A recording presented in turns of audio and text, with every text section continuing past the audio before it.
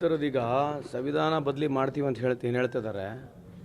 ಯಾತಕ್ಕಾಗಿ ಸಂವಿಧಾನ ಬದಲಿ ಮಾಡ್ತೀವಿ ಅನ್ನೋದು ಅವ್ರು ಹೇಳ್ಬೇಕು, ಸ್ಪಷ್ಟೀಕರಣ ಕೊಡಬೇಕು. ಒಂದು BJP ಮ್ಯಾನಿಫೆಸ್ಟೋಲ್ಲಿ ಮಾಡಿಬಿಡಲ್ಲ, ಸಂವಿಧಾನ ಬದಲಿ ಮಾಡ್ತೀವಿ ಅಂತ ಹೇಳಿ ಎಲ್ಲ BJP ಅವರು ಎದೆ ಮುಟ್ಕೊಂಡು ಹೇಳ್ಬೇಕು ತಾನೆ.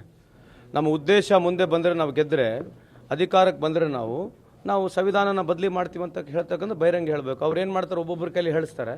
ಇದ್ರ ಬಗ್ಗೆ ನೀವೆಲ್ಲ BJP ಮುಖಂಡರು ಕೇಳ್ರಿ, ಪ್ರಹ್ಲಾದ್ ಜೋಶಿ ಸಾಹೇಬ್ರಿಗೆ ಕೇಳ್ರಿ. ಏನು ಸರ್, ನೀವು ನಾಳೆ ಅಧಿಕಾರಕ್ಕೆ ಬಂದರೆ ಸಂವಿಧಾನನ ಬದಲಿ ಮಾಡ್ತೀರಾ?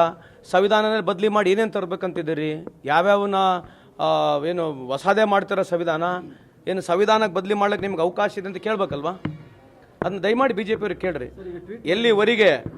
ಎಲ್ಲಿವರೆಗೆ ಶೋಷಿತ ವರ್ಗಗಳು ಜನ ಈ ದೇಶದಲ್ಲಿ ಬದುಕಿದ್ದಾರೆ, ಐ ರಿಪೀಟ್, ಎಲ್ಲಿವರೆಗೆ ನಾವಿದ್ದೀವಿ, ಸಂವಿಧಾನ ಬದಲಿ ಮಾಡ್ಲಿಕ್ಕೆ ಕೊಡೋದಿಲ್ಲ ಅಂತ ಈ ಸಂದರ್ಭ ಕೇಳಲಿಕ್ಕೆ ಬಯಸ್ತೀವಿ.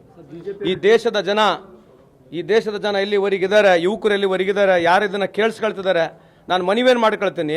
ಯಾರು ಸಂವಿಧಾನವನ್ನು ಬದಲಿ ಮಾಡ್ತೀವಿ ಅಂತ ಹೇಳ್ತಕ್ಕಂಥ ಯಾರಿದ್ದಾರೆ BJP ಅವರಿಗೆ ಮುಂದೆ ಬರ್ತಕ್ಕಂಥ ಚುನಾವಣೆಯಲ್ಲಿ ತಕ್ಕ ಪಾಠ ಕಲಿಸಬೇಕು. It's high time that I request all the youngsters in this country to understand what BJP people are speaking ಅಂತ ತಮ್ಮಲ್ಲಿ ಕಳಕಳಿ ಮನವಿಯನ್ನು ಮಾಡ್ಕೊಳ್ತೀನಿ.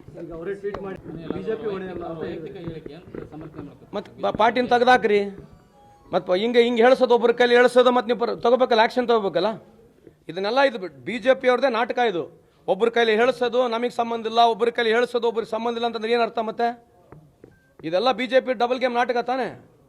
ನೀವು ಹಂಗಂಗಿದ್ರೆ ಮತ್ತೆ ಉಚ್ಚಾಟನೆ ಮಾಡಿರಿ. ಯಾರೊಬ್ಬ ಸಂವಿಧಾನಕ್ಕೆ ಈ ಥರ ಅಗೌರವ ನಡೆಸ್ಕೊಳ್ತಾರೆ, ಅವ್ರನ್ನ ಇಟ್ಕೊಂಡು ನೀವು ಪಾರ್ಟಿ ಮುಂದೆ ಟಿಕೆಟ್ ಕೊಡ್ತೀರಿ, ಅವ್ರು ನಿಮ್ಮ ಪರವಾಗಿ ಮಾತನಾಡ್ತಾರೆ, ಅವ್ರ ಜೊತೆ ವೇದಿಕೆ ನೀವು ಹಂಚ್ಕೊಳ್ತಿರಲ್ಲ, ಇದು ಯಾವ ಧರ್ಮ? ಇದು ಎಲ್ಲದಕ್ಕೂ ಕಾಲಾವಕಾಶ ಇದೆ. ಎಲ್ಲದಕ್ಕೂ ಎಕ್ಸ್ಟ್ರೀಮ್ ಹೋದ್ಮೇಲೆ revolution will take place. Definitely we are heading for revolution. Definitely ಆಗುತ್ತೆ.